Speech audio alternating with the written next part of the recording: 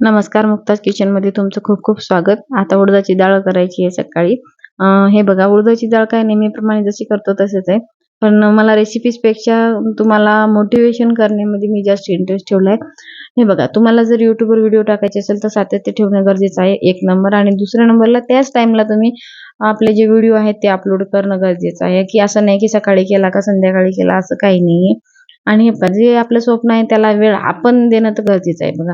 नाहीतर मग असं नाही की बस विचार करायचा मी अमुक करेल तमुक करेल, मग बस विचारच करत बसायचं.